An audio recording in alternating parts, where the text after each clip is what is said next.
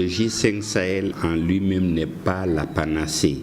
C'est vrai que ça se veut avec une composante civile axée sur le développement, accompagnée de la composante militaire, mais le G5 Sahel a l'avantage au moins que c'est nous qui nous battons pour nous. Ça, c'est le plus important parce que actuellement, on a l'impression que c'est d'autres qui viennent mourir chez nous, mais pour nous. Donc, au moins, nous allons nous battre pour nous-mêmes, mais étant conscients de nos faiblesses, nous mutualisons nos efforts et nos moyens. Je pense que toute la gageure est à ce niveau, parvenir à ce que nos armées fédèrent leurs moyens de renseignement, d'opération, de sorte que au moins on puisse circonscrire la menace terroriste chez nous. C'est vrai que ça se fait avec des moyens que nous n'avons pas encore, mais le G5 Sahel a l'avantage au moins que c'est une opération, un projet porté par nous-mêmes. Ce qui se voit à New York, ça veut dire qu'on n'a pas trop à compter sur certaines nations.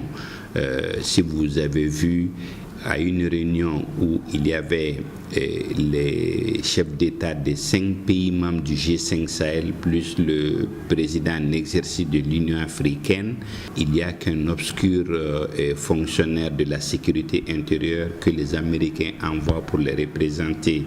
Ça, c'est significatif en soi. Et l'autre aspect, quand même, il était question de, disons, juste après New York, qu'il y ait une table ronde des bailleurs de fonds à Berlin. Maintenant, on est en train de dire que ça va être encore décembre. Donc, ça veut dire que la force qui devait être opérationnelle en octobre ne le sera pas. Le G5 procède d'une bonne intention. Cette bonne intention, c'est la mutualisation des forces. Mais cela suppose que dans chaque pays, chaque armée est suffisamment balayée devant sa porte. Cela suppose que dans ce qui concerne le Mali, que nous ayons une gestion vertueuse pour ce qui concerne l'État de façon générale.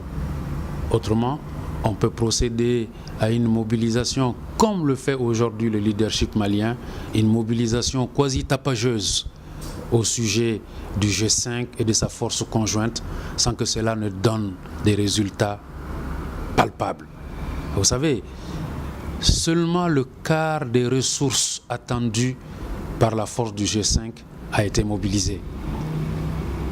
Notre pays, qui en assure la présidence en exercice, et les autres souhaitent que le reste du monde se mobilise pour pouvoir trouver les fonds nécessaires, les 430 millions d'euros nécessaires à l'opérationnalisation de cette force conjointe.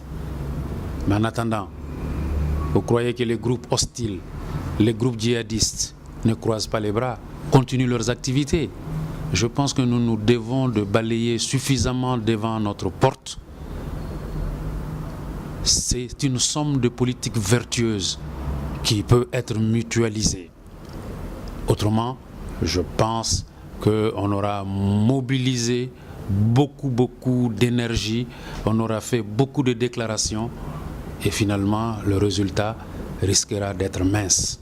La création du G5 Sahel peut être une solution, peut être une alternative à la résolution de cette crise. La mission est composée de contingents exclusivement africains qui épaulent les forces fédérales de transition en Somalie. Donc c'est des Africains. Le G5 Sahel sera composé par des militaires du G5 Sahel. Donc c'est des militaires qui sont ici du milieu, qui connaissent la zone. Si ces militaires ne se comportent pas en force d'occupation, vraiment ils pourront faire un excellent travail et pourront peut-être atténuer le phénomène du terrorisme.